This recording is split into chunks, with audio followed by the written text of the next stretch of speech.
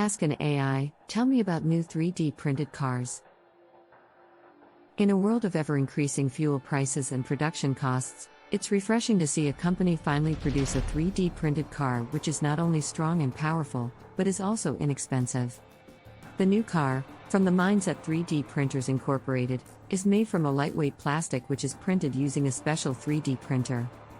The printer lays down the plastic in very thin layers, meaning that the finished product is very light and does not require any welding or gluing.